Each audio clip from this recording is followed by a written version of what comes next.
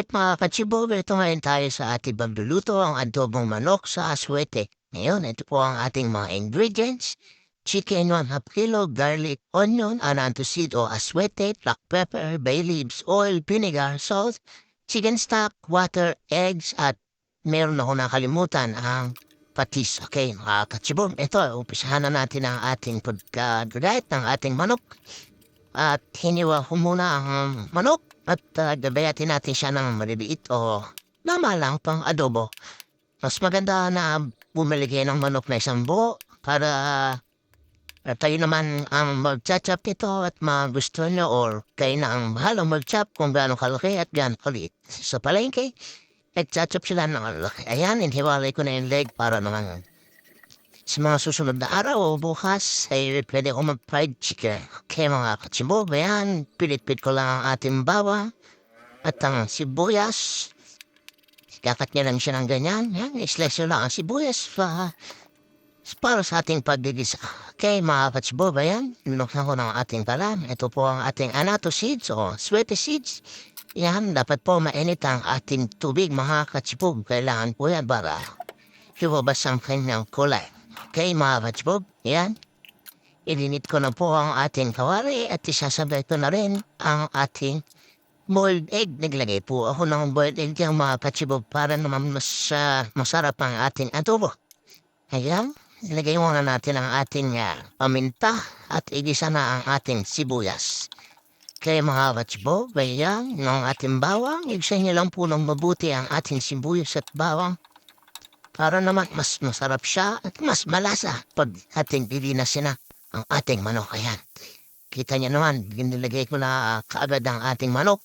At pantilihin niyo lang na inyong apoy ay nasa medium heat.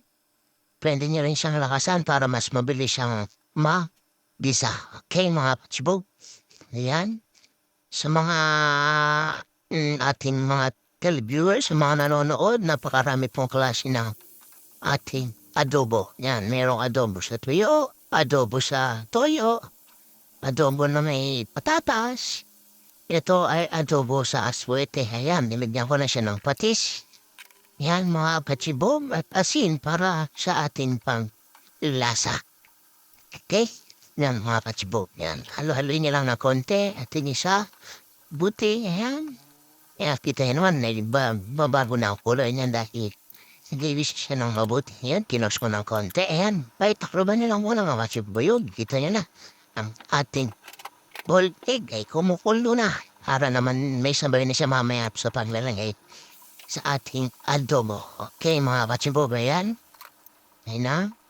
Nilagyan ko na siya ng tubig para ihanda na sa pakukulo. Mainit na tubig na yun, mga katsibog. Ayan, natapong pa ng kaunti, mga katsibog. Pero okay lang. Ayan, kita nyo, no? Ang bilis kumulay. Napakaganda nung anato seed na nabili ko. Dahil ang bilis niyang kumulay Kasi yung iba, minsan pag nabibili kahit marami ng tubig nilagyan mo na siya ng tubig hindi kumukulay. Pero ito, okay na. Ayan, mga katsibog. Pakuluin lang natin siya at hayaan natin lumambot.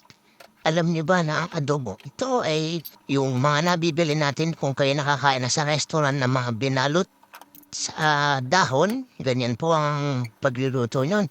Depende po sa kanila. Pero ganyan po yun. Ayan, nilagyan ko po siya ng bay leaves. Isa lang nilagay natin mga katsibog. Okay na sa akin yan. Depende po sa inyo kung gusto nyo lagyan ng dalawa. Hanggang 3 bay leaves.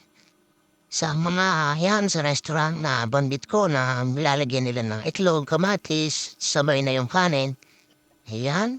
Okay. At binabalot ko na sa dahon. Mga katsibog. Ayan, nilagyan ko na siya ng suka.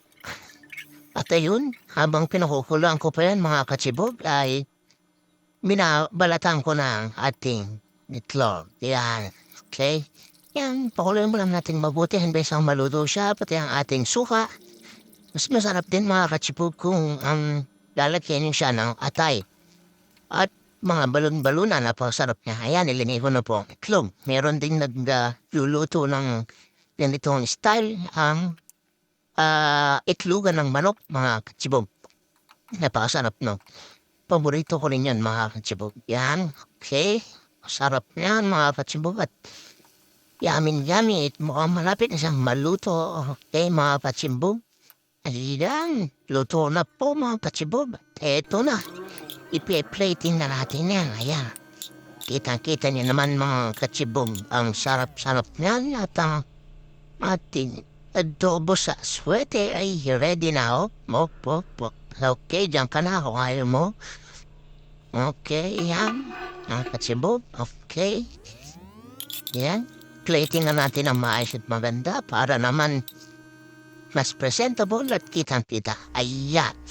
Ito na, katsibog, ang ating adobo sa aswete. Thank you for watching mga katsibog.